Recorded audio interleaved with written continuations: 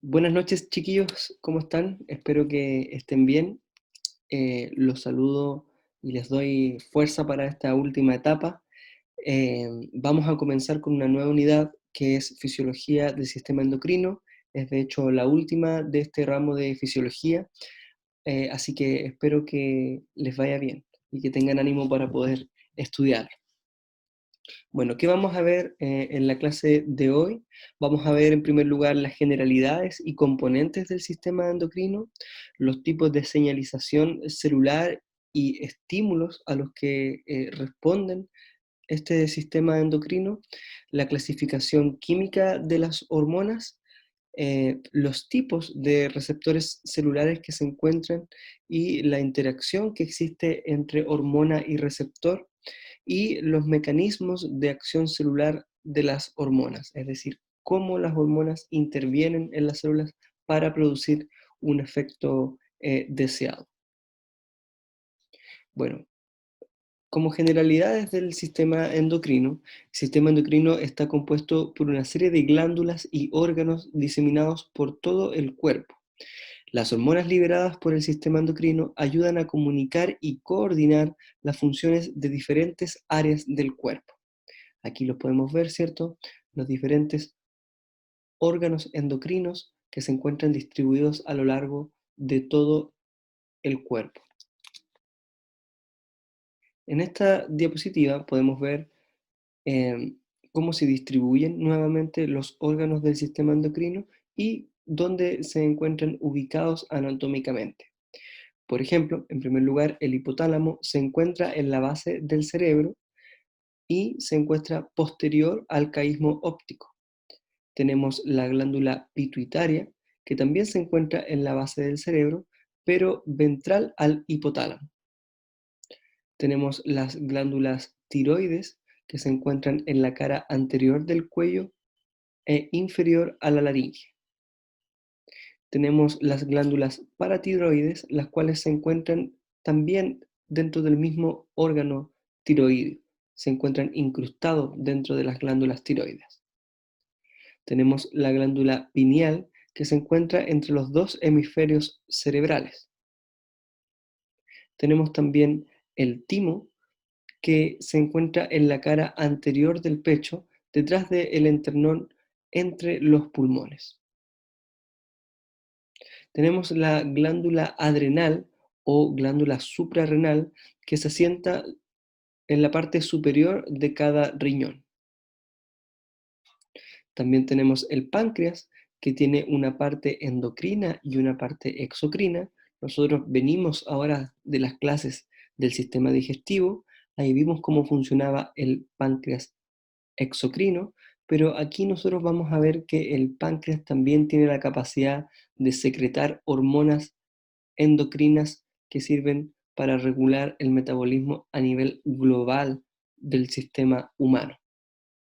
También, por supuesto, tenemos diferencias entre hombres y mujeres, donde las mujeres tienen los ovarios como glándula que se encuentra lateral al útero, y los hombres tenemos testículos, los cuales se encuentran dentro del escroto y que se encuentran suspendidos fuera del cuerpo masculino.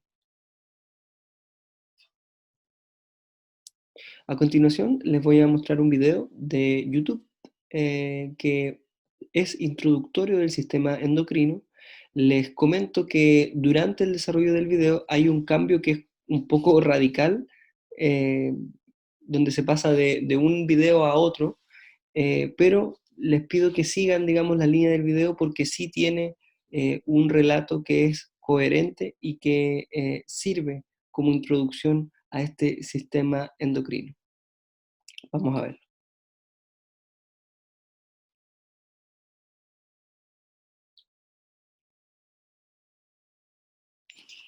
Dentro de nuestro cuerpo se encuentran órganos y sustancias ubicadas estratégicamente, con el fin de ayudar a controlar y apoyar ciertas funciones de nuestro organismo. Estas funcionan como mensajeros, que se encargan de llevar y traer órdenes, y si estas no se cumplen, esto podría afectar nuestro desarrollo. Acomodémonos para conocer. Las glándulas endocrinas son órganos que producen sustancias químicas u hormonas y las vierten en la sangre para darle un buen funcionamiento al cuerpo. Una de las glándulas más ocupadas es la hipófisis o pituitaria. Es muy pequeñita y alargada, escondida en la base del encéfalo, parte principal del sistema nervioso. La pituitaria produce varias hormonas fundamentales para nosotros. Mencionaremos las más importantes. Tenemos a la hormona del crecimiento HHC, con la que ayuda al desarrollo normal del esqueleto. Si la glándula llegara a producir menos de lo normal, Juan sufriría de enanismo. Si se produce más de lo normal, Juan sería extremadamente alto. La pituitaria produce también una hormona estimulante del folículo, que trabaja según el sexo de las personas y ayuda a la producción de células reproductoras. En los hombres ayuda en la producción de los espermatozoides y en las mujeres, en cambio, ayuda a desarrollar el ovario y a madurar el óvulo. Otra hormona importante que produce la hipófisis y que se encuentra solamente en las mujeres es la prolactina, que nos ayudará a mí o a Ana, la hermanita de Juan, cuando seamos mamás y tengamos que alimentar a nuestros bebés con leche materna. La glándula tiroides tiene forma de herradura y se encuentra ubicada en la parte anterior del cuello, justo delante de la laringe. La hormona más destacada que esta produce es la tiroxina, que permite controlar el metabolismo, es decir, una sustancia que controlará si somos gordos o delgados. La tiroides puede sufrir ciertas irregularidades. Cuando funciona mucho se le llama hipertiroidismo, lo cual puede causar bocio. Cuando la glándula trabaja poco se le llama hipotiroidismo, lo cual puede causar la inflamación de la glándula, la anemia, tensión baja e insuficiencia cardíaca. Las parótidas son glándulas tan pequeñas como la pituitaria y se encuentran muy cerca de la tiroides. Se hallan agrupadas en dos y ayudan a mantener los niveles normales de calcio en el cuerpo. Las suprarrenales son dos glándulas pequeñitas, ubicadas cada una sobre un riñón. Producen diferentes hormonas, entre ellas unas del tipo esteroides, como la glucocorticoides, que convierte las grasas y proteínas en glucosa. Permite subir el nivel de azúcar en la sangre, reducir las inflamaciones y mantener bien el organismo después de momentos tensionantes o de producción de adrenalina. En las suprarrenales se producen también la adrenalina y la noradrenalina, que son las que permiten alertar al cuerpo para que realice un esfuerzo máximo ante una situación que es superior a sus capacidades. Mientras la primera aumenta el ritmo cardíaco, incrementa la presión sanguínea y sube los niveles de azúcar, la noradrenalina causa un efecto contrario, reduciendo la presión y elevando la corriente coronaria. El timo produce las hormonas tirosinas, que ayudan a producir los linfocitos. ¿Recuerdas? Los que evitaban las infecciones. El timo es una glándula ubicada detrás del esternón y es la única que después de aumentar su tamaño en la adolescencia empieza a envejecer hasta desaparecer. Las gónadas son las glándulas sexuales que fabrican células sexuales y ciertas hormonas. Y como te puedes imaginar, estas son diferentes en cada sexo. En los niños se llaman testículos, los cuales producen los espermatozoides y la hormona de la testosterona. Esta hormona permitirá que Juan, al crecer, tenga las características de un joven, como la barba, el bigote, vellos en la piel, voz gruesa, será más musculoso y sus órganos sexuales aumentarán de tamaño. En niñas estas glándulas se llaman los ovarios, que producen óvulos, y la hormona llamada estrógeno. Las glándulas endocrinas controlan las funciones del cuerpo mediante sustancias químicas llamadas hormonas que se incorporan a la circulación general. Las hormonas actúan como mensajeros químicos que viajan a través de la sangre a distintas partes del cuerpo. Los órganos del sistema endocrino están situados en partes del cuerpo muy diversas. La glándula pituitaria está localizada en el cráneo, la glándula tiroides en el cuello, el timo en la parte superior del tórax, las glándulas suprarrenales en la cavidad abdominal y los ovarios y los testículos en la región pélvica. Las hormonas producidas regulan todas las emociones básicas, como el impulso sexual, violencia, cólera, miedo, alegría y dolor. Y permiten el desarrollo y la identidad sexual, controlan la temperatura, ayudan a reparar los tejidos y a la generación de energía. La pituitaria o hipófisis es una pequeña glándula situada en la base del cerebro. Está controlada por el hipotálamo, con el que está conectada. La glándula pituitaria suele denominarse glándula principal, porque sus hormonas sirven para coordinar las funciones del sistema nervioso y del sistema endocrino.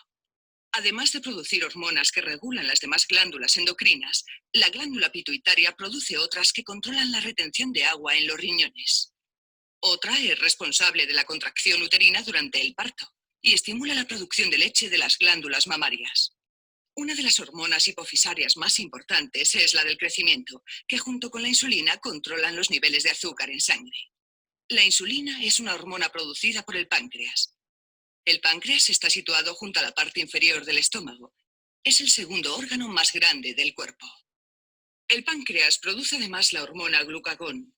La insulina y el glucagón regulan el nivel de la glucosa.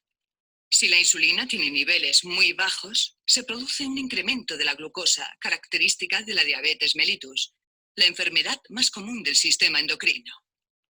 La glándula tiroides está localizada en el cuello y segrega dos hormonas. Una de ellas regula el crecimiento y el metabolismo de todas las células. Controla además los reflejos y la forma en que el organismo produce energía y transforma el alimento en componentes corporales. La otra hormona reduce los niveles de calcio en la sangre. Las glándulas paratiroideas situadas en el dorso de la glándula tiroides generan unas hormonas que trabajan con las hormonas tiroides para mantener la homeostasis del calcio sanguíneo y así prevenir un incremento perjudicial del calcio en la sangre que se denomina hipercalcemia. Situado sobre el corazón, el timo es un órgano bilobulado cuya función es desarrollar linfocitos. La linfa que circula por el cuerpo lleva linfocitos hasta el timo, donde se multiplican y transforman en células especializadas en combatir la infección.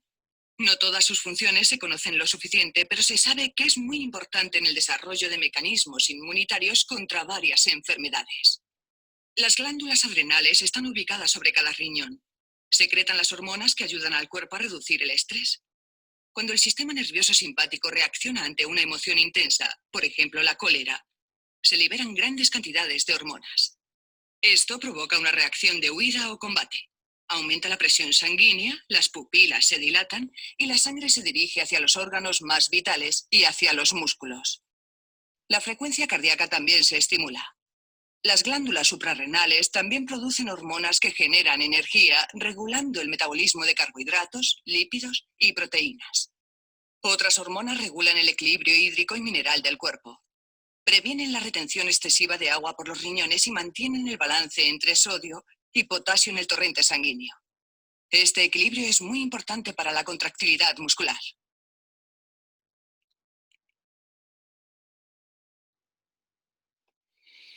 Bueno, chiquillos, como pueden ver, el sistema endocrino está involucrado en la regulación de prácticamente el funcionamiento de todos los otros sistemas, y esta tiene justamente como finalidad el sistema endocrino. En primer lugar, mantener la homeostasis, que es el equilibrio interno del organismo. Y esta función la realiza el sistema endocrino en conjunto con el sistema nervioso. ¿A qué mantención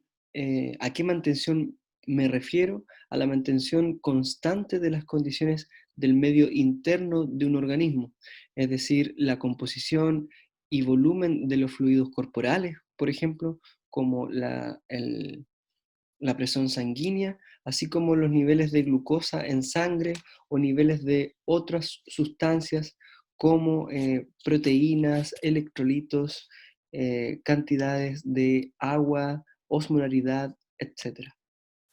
Ahí adjunto algunas definiciones de homeostasis. La homeostasis se define, por ejemplo, como la mantención de la composición del volumen y temperatura de los fluidos corporales, tendencia a resistir cambios para mantener un medio interno en condiciones estables y relativamente constantes. Cuando nosotros hablamos de homeostasis, en general estamos hablando de equilibrio interno. ¿Cuáles son las principales funciones del sistema endocrino? La regulación entonces de múltiples órganos y tejidos en el cuerpo. Esto fundamentalmente para satisfacer las necesidades de crecimiento y reproductivas que tenemos como organismo y como seres vivos, y sensar y responder a las fluctuaciones en el equilibrio del medio interno y en el medio externo. O sea, por un lado, el sistema endocrino nos ayuda a crecer y a reproducirnos como especie y por otro lado nos ayuda a sobrevivir en este medio en el cual nos encontramos inmersos. Aquí vamos un poquito más al detalle de las funciones principales de este sistema endocrino, las cuales son, o podríamos clasificarlas como tres grandes funciones. Una es la homeostasis, que es eh, la estimulación o inhibición de los procesos celulares para garantizar la estabilidad del organismo. Lo otro es una función reproductiva, es decir, la estimulación de las gónadas masculinas y femeninas con tal de producir las células sexuales óvulos o espermatozoides para la participación de la reproducción, además de la regulación de todo el proceso de gestación, vale decir el ciclo menstrual y luego todas las etapas de gestación cuando estamos en un proceso de embarazo. Y como tercer gran función principal, el desarrollo corporal. Es el sistema endocrino el que comienza y que controla los cambios que llevan a la madurez física y sexual del individuo, como lo es el aumento de la estatura, el aumento de peso, contextura y desarrollo de los rasgos físicos y sexuales, tanto primarios como secundarios. Por supuesto que si hablamos de sistema endocrino, estamos hablando de glándulas y estamos hablando de hormonas. Esos son sus dos principales componentes. Entonces, hay diferentes tipos de glándulas. El sistema endocrino se compone primariamente de glándulas que actúan como una red de comunicación celular que responde a estímulos. Hay tres tipos de glándulas, las cuales son las glándulas exocrinas, las glándulas endocrinas y las glándulas mixtas. Glándulas exocrinas, nosotros ya hemos visto algunas, por ejemplo, en el sistema digestivo. Las glándulas exocrinas liberan sus secreciones mediante ductos o conductos hacia el exterior o hacia el lumen de algún órgano. Cuando hablo hacia el exterior, me refiero al medio externo, como por ejemplo lo es el sudor a partir de las glándulas sudoríparas o el sebo a partir de las glándulas sebáceas, y también lo hacen hacia el lumen o luz, ¿cierto?, de algunos órganos, como lo son todos los órganos, los órganos accesorios del sistema digestivo, las glándulas salivales, el hígado, el páncreas, ¿ya? También tenemos las glándulas endocrinas, que esas sí son las que pertenecen al sistema endocrino, las cuales son glándulas que secretan hormonas principalmente y que vierten su contenido hacia la sangre, distinto a las glándulas exocrinas, que si bien algunas también secretan hormonas, no solo secretan hormonas, sino que también secretan otro tipo de sustancias, como por ejemplo el sudor, como por ejemplo el sebo, como por ejemplo el ácido clorhídrico del estómago, ¿ya? Entonces, tenemos las glándulas exocrinas, glándulas endocrinas y tenemos, por supuesto, glándulas mixtas que tienen tanto un componente exocrino como un componente endocrino. El mejor ejemplo de ese tipo de glándulas es el páncreas, que nosotros hasta el momento conocemos su función exocrina, que son todas las enzimas digestivas, la amilasa pancreática, la lipasa pancreática, entre varias otras, pero en el sistema endocrino también participa con la síntesis de la insulina y glucagón, controlando los niveles de glucosa dentro del organismo. Ahí tenemos un ejemplo de glándula mixta. Ahora, cuando hablamos de sistema endocrino, entonces nos referimos exclusivamente a las glándulas endocrinas, las cuales tienen una red de comunicación celular, la cual responde a estímulos. No nos olvidemos que la función del sistema endocrino es justamente mantener la homeostasis o el equilibrio interno, y son glándulas que no tienen ductos, que no tienen conductos, a diferencia de las glándulas exocrinas. Y es por eso que las hormonas que ellas producen son liberadas al torrente sanguíneo. Las glándulas endocrinas están dedicadas a la producción de hormonas, con algunas excepciones, y también hay algunas glándulas endocrinas que están inmersas o que están dentro de órganos cuya función principal no es endocrina, como por ejemplo los riñones que secretan la eritropoyetina, la secretan de hecho de forma endocrina, la liberan hacia el torrente sanguíneo y estimulan la producción de glóbulos rojos cuando la principal función de los riñones es otra. De hecho también la hemos visto bien, que es la de filtrar la sangre y de eliminar los desechos nitrogenados. Tenemos por otro lado el estómago que también secreta como hormona endocrina la somatostatina, ¿ok? Cuando también sabemos que el estómago tiene muchas otras funciones y produce también eh, muchas otras hormonas u otras secreciones. Bueno, las sustancias, digamos, las hormonas son sustancias químicas que tienen diferentes orígenes. Pueden tener un origen peptídico, pueden tener un origen esteroidal o pueden tener un origen amino. Eso lo vamos a ver durante esta clase, de hecho. Las hormonas en general son moléculas de señalización extracelular, las cuales son secretadas en respuesta a estímulos y que lo hacen con tal de mantener el equilibrio. Su vida media, es decir, el tiempo que se encuentran en circulación y que se encuentran potencialmente activas, va a variar dependiendo de su estructura química. Y la función que tienen las hormonas entonces es regular la función de otro tejido u órgano target.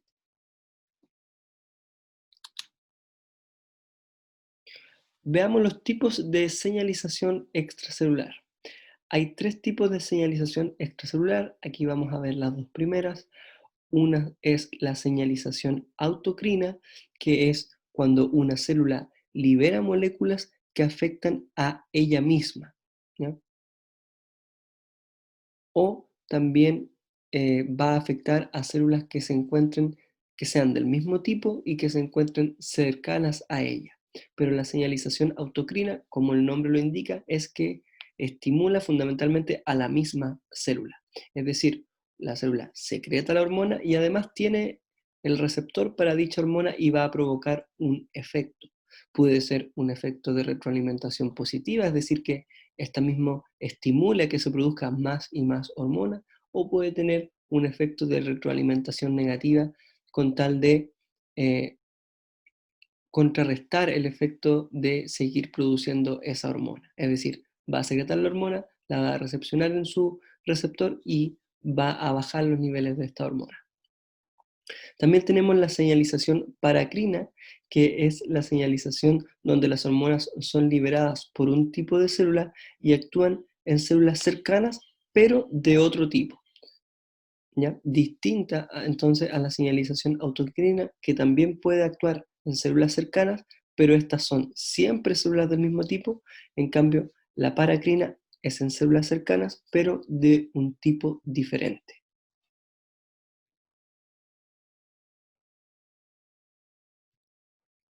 Y luego tenemos la señalización endocrina, que es la que vemos eh, en el sistema endocrino, la cual es una secreción controlada de moléculas de señalización extracelular, y lo que ocurre en este caso es que diferentes tipos de células especializados liberan sus hormonas, las vacían en el torrente sanguíneo. Estas viajan a través del torrente sanguíneo y llegan a una célula target, la cual se encuentra alejada del sitio de inicio o del sitio de síntesis de esa hormona. Por supuesto que una vez que esta glándula secreta, o estas células que pertenecen a una glándula, ¿cierto? Secretan la hormona, la vierten en el flujo sanguíneo, entra en circulación y llega a esta célula target, esta hormona va a generar un efecto deseado en esta célula target.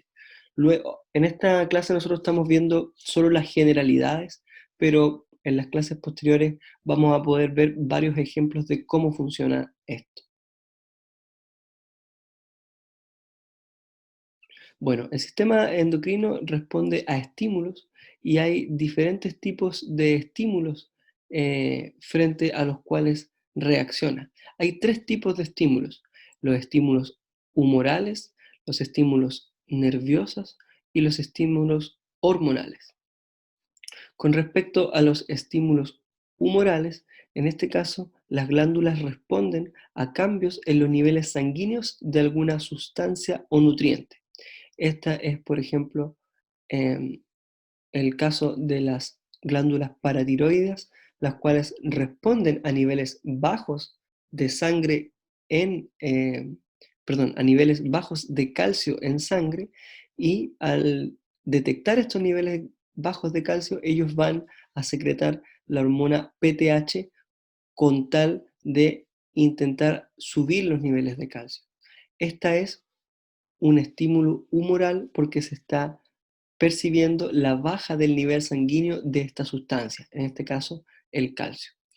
También tenemos estímulos nerviosos, los cuales son estímulos neuronales. Esto nosotros lo hemos podido ver en el sistema eh, nervioso periférico, donde veíamos, ¿cierto?, la estimulación a través de la acetilcolina.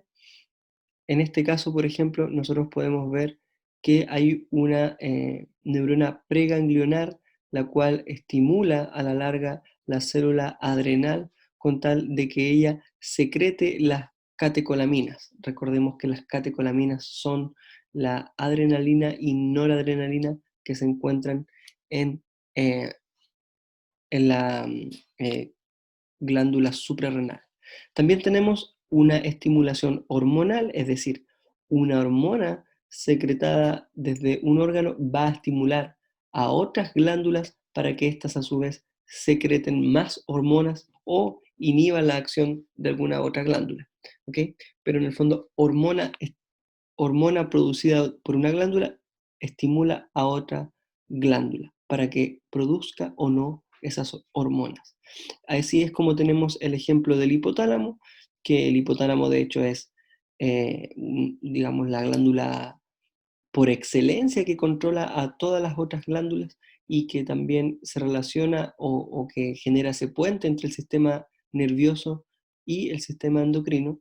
En este caso, por ejemplo, el hipotálamo eh, estimula, digamos, a la pituitaria para que ésta secrete más hormonas, y la pituitaria a su vez estimula a otras glándulas como es la glándula tiroidea, la corteza adrenal o las gónadas, por ejemplo, los testículos, para que estas otras glándulas endocrinas secreten sus respectivas hormonas.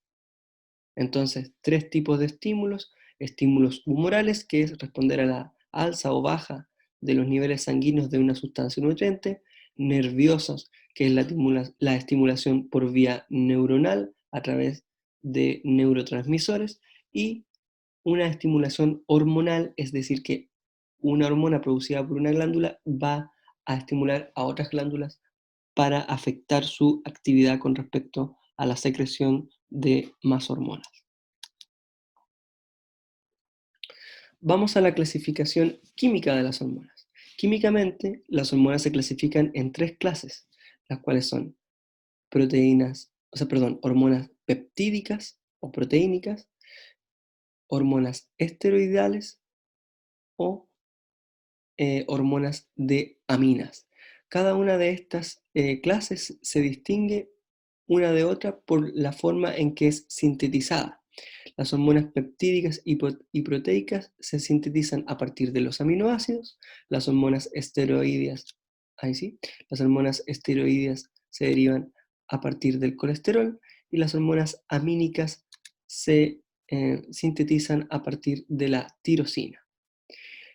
Cuando nosotros hablamos de la clasificación o el tipo químico de cada una de estas hormonas, es algo importante porque justamente esa clasificación química de las hormonas va a determinar características como cómo se sintetiza, cómo se almacena, cómo se libera, cómo se transportan a través de la sangre estas hormonas, si se transportan solas o unidas a una proteína chaperona o una proteína transportadora, cuál va a ser su vida media y degradación, es decir, cuánto tiempo van a durar en circulación y van a ser capaces de generar un efecto en, em, en, en el órgano deseado, y también van a determinar cómo es su mecanismo de acción celular, ya que dependiendo de diferentes tipos, dependiendo de la composición química de estas hormonas, eso va a determinar si la hormona interactúa, por ejemplo, con un receptor que se encuentre en la membrana celular,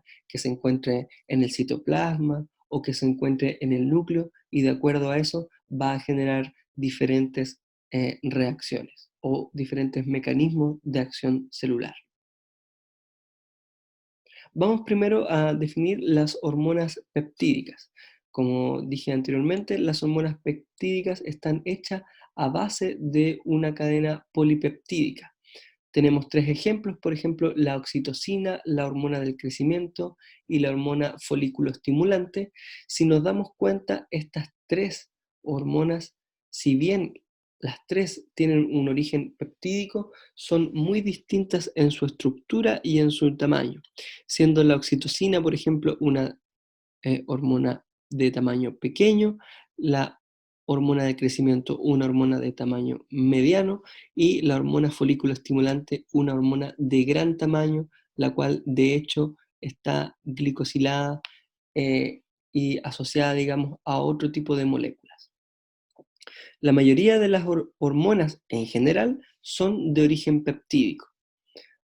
Obtienen su especificidad por su secuencia de aminoácidos primaria, es decir, por los aminoácidos que están compuestos, y luego por sus modificaciones posttransduccionales, es decir, cuando se genera esta secuencia de aminoácidos, luego genera su estructura secundaria, terciaria o cuaternaria, va a determinar cuál va a ser su especificidad, además de si se va asociando a otras moléculas como hidratos de carbono, como lípidos, entre otros. En general, las hormonas peptídicas son hormonas hidrosolubles. Eso quiere decir que son solubles en agua y por ende no pasan por la membrana plasmática y tienen que ser recepcionadas por receptores ubicados en la superficie de la célula o en la membrana de la célula. ¿Okay? Estas circulan de forma libre en la sangre, es decir, no ocupan en general hormonas transportadoras, como la albúmina, por ejemplo, no las ocupan, solamente circulan solitas, lo cual determina que tengan una vida media corta. Entonces aquí tenemos un esquema que demuestra cómo es la síntesis de estas hormonas peptídicas. Todo parte del material genético que se encuentra, por supuesto, en las células de esta glándula, la cual en el núcleo va tra- a- a generar un ARN mensajero. Ese ARN mensajero va a generar eh, una preprohormona, la cual va a ser efectivamente una cadena de aminoácidos. Esta cadena de aminoácidos va a entrar al retículo endoplasmático para formar una prohormona, y luego esta prohormona va a pasar por el aparato de Golgi, el cual va a terminar de empaquetar esta hormona y va a dejarla, digamos, como una hormona ya lista para poder actuar. Estas van a estar empaquetadas en vesículas secretoras, las cuales van a salir desde el citoplasma de las células de las glándulas endocrinas hacia la circulación para em, enviar estas hormonas hacia sus órganos o células target.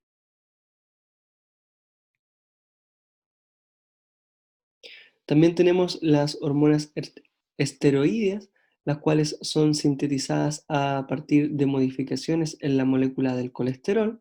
Aquí tenemos la molécula del colesterol y de hecho es justamente en ese anillo que se encuentra ahí destacado donde se producen las diferentes modificaciones que van generando los distintos tipos de hormonas. Como pueden ver, aquí hay varias hormonas que son conocidas como el estradiol, la progesterona, el cortisol, la testosterona y la aldosterona.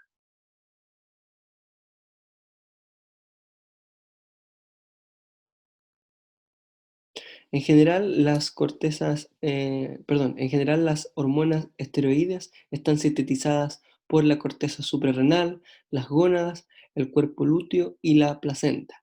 Estas en general se clasifican como progestinas, mineralocorticoides, glucocorticoides, andrógenos y estrógenos. Estos tienen funciones muy diversas como funciones reproductivas o funciones inmunológicas. En general, las hormonas esteroidales, al ser de un origen eh, lipídico, digamos, un origen que parte desde la modificación del colesterol, son hormonas insolubles. Por lo tanto, son hidrofóbicas, no se mezclan en el agua, o dicho de otro modo, son liposolubles, son solubles en lípidos. Y eso les da la capacidad de atravesar la membrana celular sin necesidad de ser, digamos, interactuar con un receptor en la membrana, lo cual hace que estas hormonas esteroides siempre tengan sus receptores intracelulares dentro de la célula, ya que, como dije anteriormente, estas hormonas pueden pasar eh, por una difusión fácil, digamos, o sea, por difusión simple, perdón, hacia el interior de las diferentes tipos de células. Estas hormonas esteroideas circulan en la sangre unidas a proteínas transportadoras. ¿Ya? Sí se unen a proteínas transportadoras o chaperonas, lo cual les da una vida media más larga.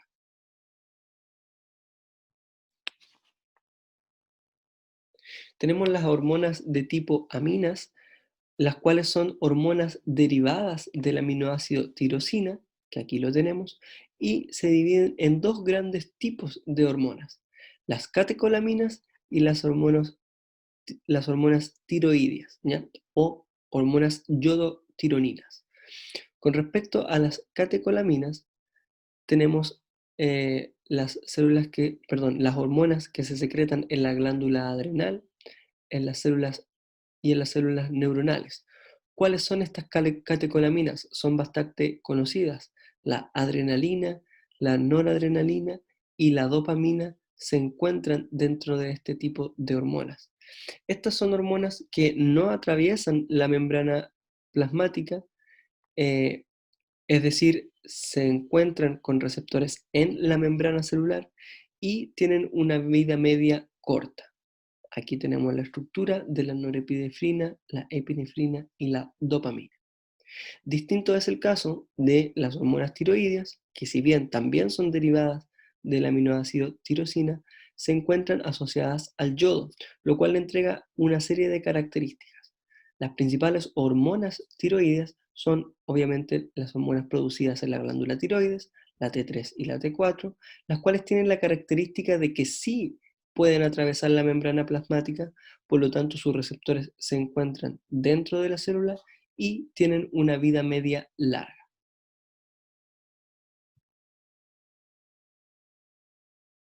Bueno, ya hemos hablado entonces de las hormonas, hemos hablado de los órganos del sistema endocrino, de las hormonas, de los diferentes tipos químicos de hormonas, y ahora vamos a hablar acerca de la interacción de la hormona con su receptor.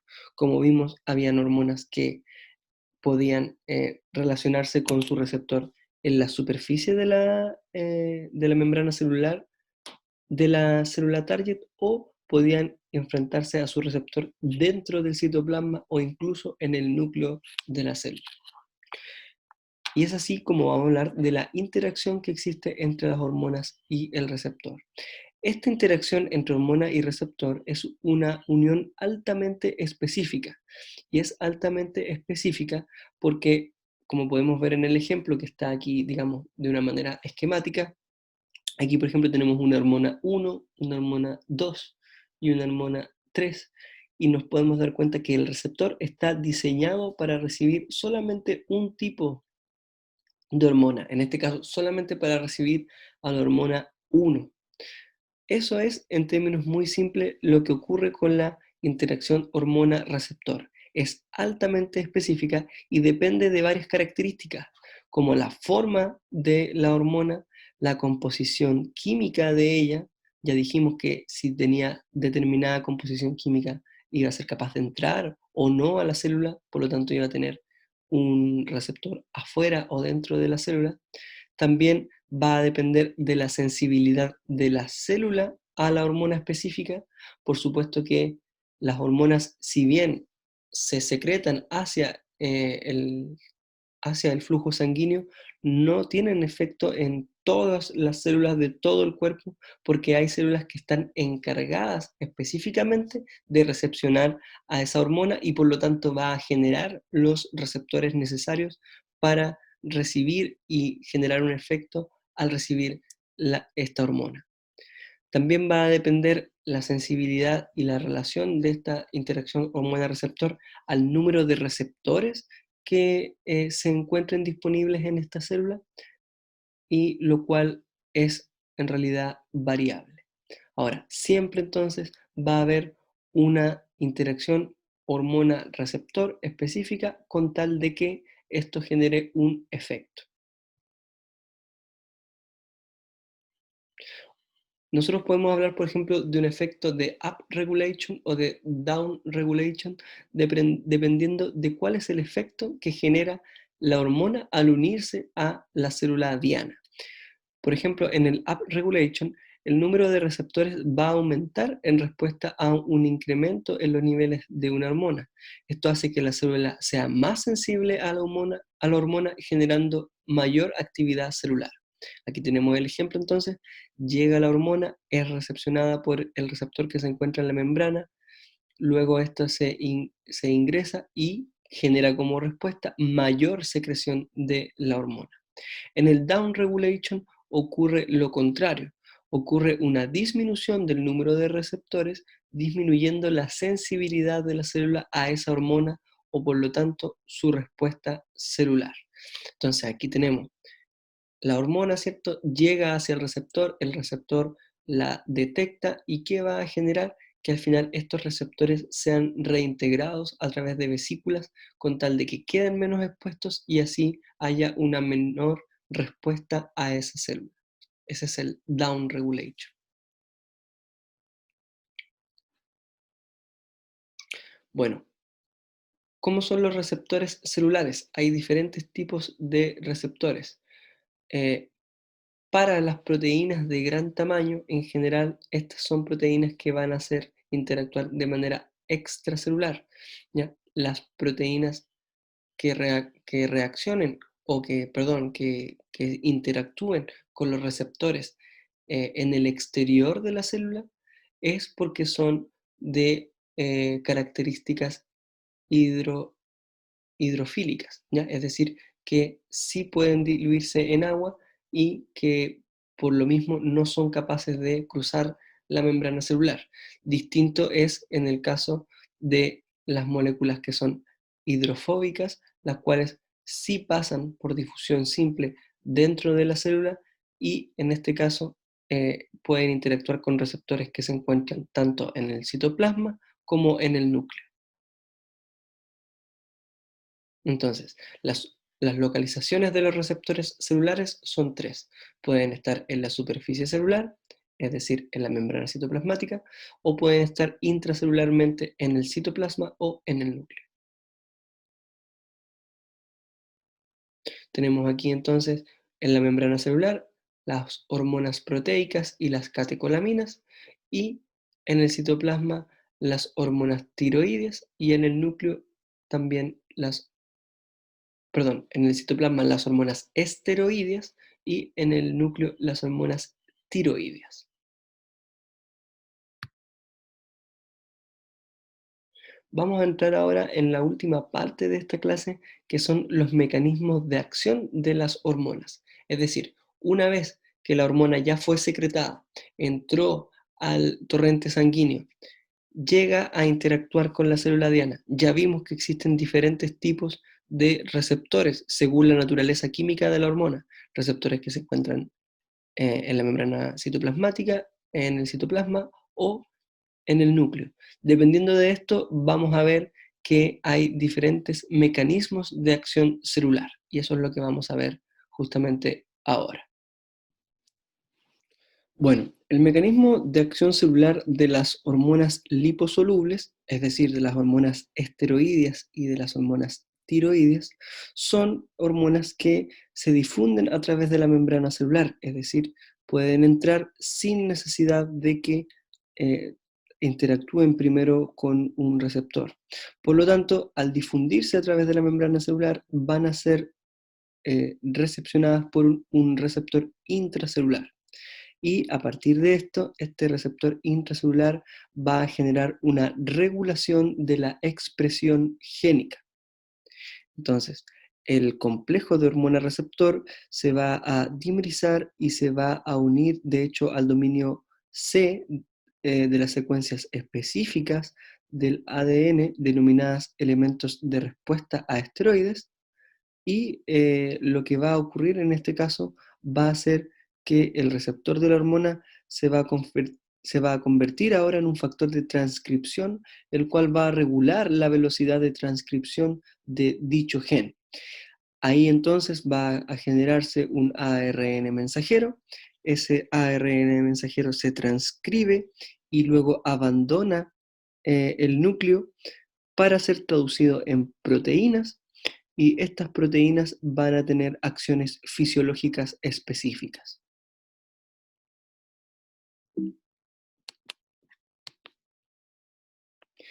Vamos entonces a los mecanismos de acción celular, pero de las que son hidrosolubles, es decir, que sí son solubles en agua y que por ende se tienen que relacionar con, con la membrana celular o con receptores de la membrana celular. En realidad hay varios tipos. eh, La mayoría son las hormonas peptídicas, las catecolaminas, y estas, como dije anteriormente, no pueden atravesar la membrana celular, por lo que sus receptores se encuentran en la superficie. La interacción de la hormona con el que desencadena la acción de segundos mensajeras va a llevar a cabo una eh, cascada de señalizaciones. ¿Okay? Hay diferentes tipos de moléculas que ayudan a esta cascada de señalizaciones. De hecho, aquí tenemos las 5: proteína G, mecanismo de la adenilciclasa, la fosfolipasa C, la tirosina quinasa y la guanilato ciclasa. Todos estos son segundos mensajeros. ¿Qué quiere decir eso? Que llega la hormona, se relaciona con un receptor en el citoplasma de la célula y luego este segundo mensajero va a ser de, entre comillas, un interruptor molecular que va a decidir si continúa o no esa señal, y esto va a determinar, según cada una de estas proteínas, a la larga la generación de una transducción de señales y de un efecto finalmente en la célula diana. Vamos a partir, por ejemplo, con la acción mediada por la proteína G. Las proteínas G son una familia de proteínas de membrana, las cuales son calificadas como interruptores moleculares, por lo que le dije anteriormente, porque ellas, entre comillas, deciden si es que, si es que continúa o no el estímulo. Son proteínas heterotriméricas. Eso quiere decir que tienen 3 subunidades: subunidad alfa, beta y gamma, y en este caso la subunidad alfa tiene la actividad GTPasa. Eh, Estas pueden ser, las proteínas G pueden ser estimuladoras, es decir, que estimulan a la enzima efectora, o pueden ser inhibitorias, es decir, que inhiben eh, a la, a la enzima efectora. Entonces, a nivel molecular, la proteína G, como les dije anteriormente, tienen estas 3 subunidades. La subunidad alfa es la que tiene la actividad GTPasa, y eso quiere decir que puede unir tanto GDP como GTP, y cuando este GDP se une a la subunidad, la proteína G se va a mantener inactiva. Cuando se une el GTP, la proteína G se va a activar y va a poder realizar su acción acopladora, que es decir, unirse a otras enzimas para generar este efecto. Las proteínas G pueden ser, como les dije anteriormente, estimuladoras o inhibitorias, y en consecuencia se van a denominar como proteína GS o proteína GI. La actividad estimuladora o inhibitoria va a residir en la subunidad alfa, que va a ser de nuevo alfa S en caso de ser estimuladora o alfa I en caso de ser inhibitoria. Así, cuando se une al GTP, la subunidad alfa S va a estimular a la enzima efectora, y cuando la GTP se una a una subunidad alfa I, va a inhibir la enzima efectora.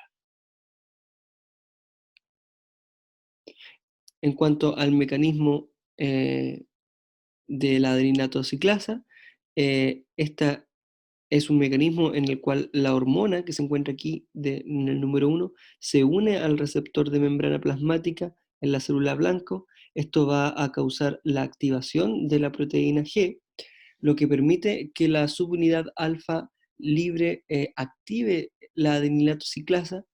Esta enzima va a catalizar la producción de AMP cíclico, lo cual va a eliminar la subunidad reguladora de la proteína quinasa.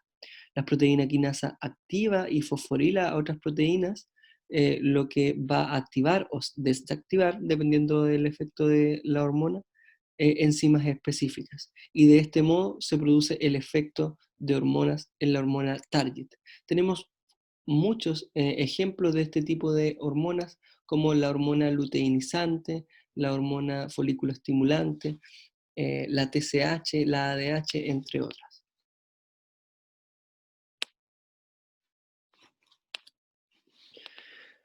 Eh, el mecanismo de la fosfolipasa C comienza igual que el anterior, pero con la activación, o sea, digamos, igual que el anterior, con la activación de la proteína G, tras la unión de la hormona al receptor. La subunidad alfa de la proteína G activa a la fosfolipasa C. Esta va a catalizar la degradación del del fosfoinositol bifosfato para producir diacilglicerol. Al generar el diacilglicerol también va a generar fosfoinositol trifosfato. Este fosfoinositol trifosfato va a entrar al citoplasma y se va a unir a los receptores del retículo endoplasmático, lo que va a causar la liberación de calcio almacenado, y este calcio a continuación se va a difundir en el citoplasma, donde va a actuar como un segundo mensajero para promover efectos hormonales en la célula blanco. Este calcio generalmente lo que va a provocar, por ejemplo, va a ser la salida de vesículas con más hormonas para generar, digamos, otro efecto en otros eh, órganos cercanos. Algunos ejemplos de estos son los mecanismos de la angiotensina 2, por ejemplo, la ADH, la oxitocina, entre otras. Ahora, respecto de los receptores con actividad enzimática intrínseca, nos vamos a centrar en dos, los dos más relevantes. Estos son los receptores con actividad tirosina quinasa y los que tienen actividad guanilato ciclasa. Esta es eh, la, digamos, una con una tirosina quinasa. En este caso tenemos el ejemplo de la hormona insulina. El receptor de la insulina consta de dos partes, cada una de las cuales contiene una cadena polipeptídica beta y una cadena polipeptídica alfa. eh, y cuando las moléculas de insulina se unan a las dos partes del receptor, estas se van a fosforilar entre sí.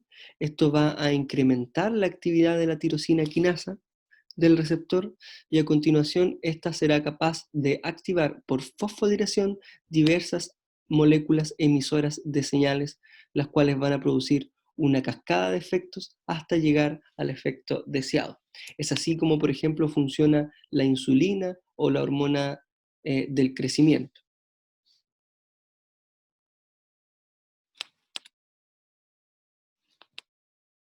Con respecto a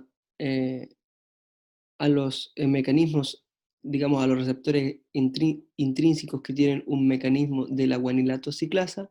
Bueno, tras activarse estos receptores por la unión a la hormona, estas van a generar GMP cíclico a partir de GTP, y este GMP cíclico va a actuar de manera indirecta una o más fosfodiesterasas que van a modular una respuesta biológica, ¿okay? Actuando directamente sobre otras proteínas efectoras para obtener un efecto regulatorio. La verdad es que al ver, digamos, cada uno de los efectos o cada una de las cascadas que se generan con los diferentes tipos de hormonas, es algo que tiene que ver un poco más con la biología celular. Nosotros cuando estamos viendo a nivel fisiológico lo vemos de una manera más macro, pero de todas maneras me interesa que sepan que cada hormona o cada tipo de hormona tiene una serie de efectos diferentes al interior de la célula. Bueno, bueno chicos, ese con respecto a la primera clase de generalidades del sistema endocrino. Entonces los temas que vimos hoy fueron las generalidades y componentes del sistema endocrino, los tipos de señalización celular y los tipos de estímulos que se encuentran, humorales, nerviosos u hormonales, por ejemplo, la clasificación química de las hormonas, vimos las hormonas esteroidales, las hormonas de tipo de tipo vimos las hormonas de tipo aminas y también las hormonas de tipo peptídicas. Vimos que según el tipo de hormona, estas iban a interactuar con diferentes receptores, algunos receptores extracelulares, otros intracelulares que podían ser citoplasmáticos o nucleares, y que después, según ese tipo de receptor, iban a tener diferentes mecanismos de acción celular con una serie de segundos mensajeros, cascadas de señales que a la larga llegan o llevan, perdón, a un efecto en la célula diana o en el órgano diana. Así que eso, chiquillos, con respecto a esta primera parte de la fisiología del sistema endocrino. Nos vemos luego.